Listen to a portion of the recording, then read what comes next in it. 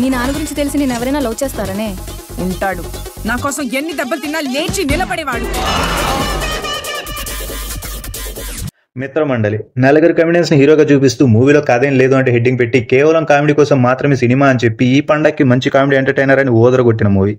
Plot ఏంటంటే జంగిలీపట్నం అనే ఊరు, ఆ ఊర్లో పని పాట లేని నలుగురు స్నేహితులకి ఆ ఊరి కుల పెద్ద కూతురు స్వేచ్ఛ పరిచయం అవుతుంది. ఆవిడ వల్ల వాళ్ళు కొన్ని సమస్యలు పడతారు. ఆ సమస్యలు ఏంటి, వాటి నుండి ఎలా బయటపడ్డారు అన్నదే మూవీ. నా కోసం ఎవరినైనా ఎదిరించేవాడు. రౌండప్ చేసి కన్ఫ్యూజ్ చేయకండి, నా గురించి మీకు తెలీదు. కుక్కని కొట్టినట్టు కొడుతుంది.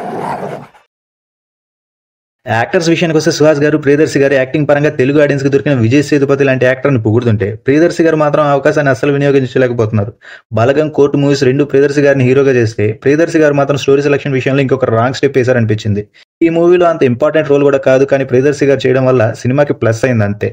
ఇంకా ఇప్పుడిప్పుడే లైమ్ లైట్ లోకి వస్తున్న రాఘుమయూరు, విష్ణు ప్రసాద్ బెహ్రా గారు వాళ్ళ యాక్టింగ్ బాగున్న, రాసుకున్న కథలో కామెడీ టైమింగ్ లేకపోవడం వల్ల యాక్టింగ్ అంత ఇంపాక్ట్ అయితే క్రియేట్ చేయలేదని చెప్పాలి.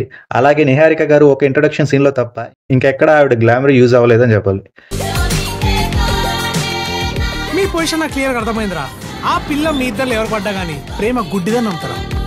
వెన్నెల కిషోర్ గారు కూడా ఈ సినిమాకి హెల్ప్ అవ్వలేకపోయారు. సారీ, డైరెక్టర్ ఆయన్ని సరిగ్గా యూజ్ చేసుకోలేకపోయారు అని చెప్పాలి. అలాగే సత్య గారు మాత్రం సినిమాలో కామెడీ ఉంది అని గుర్తు చేశారు, కానీ కొద్దిసేపు మాత్రమే, లిమిటెడ్ టైం అన్నమాట.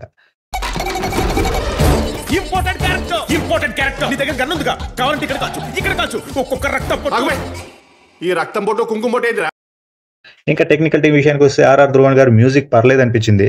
మిగతా సినిమాటోగ్రఫీ, ఆర్ట్ వర్క్ ఏవి అంత వర్క్ అవ్వలేదు. కొన్ని షాట్స్ లో గ్రీన్ స్క్రీన్ ఎఫెక్ట్ క్లియర్ గా అర్థమైపోయేలా ఉన్నాయి. మూవీలో ప్రొడక్షన్ వాల్యూస్ మాత్రం పర్వాలేదు అనిపించింది.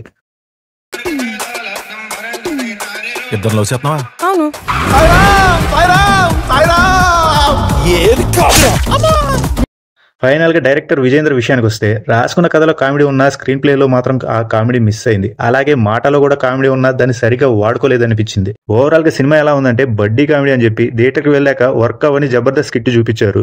అలా అని సినిమాలో ఏం లేదా అంటే సోషల్ మీడియా బానిసలు, కులం అడ్డు పెట్టుకున్న పొలిటీషియన్లు, వాళ్ళని గుడ్డిగా నమ్మి ఫాలో అయిపోయే ఫాలోవర్స్ లాంటి వాళ్ళ మీద వ్యంగ్యాస్త్రాలు అయితే వర్క్ అయ్యాయి అని చెప్పాలి. కానీ వాటిలో పండాల్సిన కామెడీ మాత్రం వర్క్ అవ్వలేదు.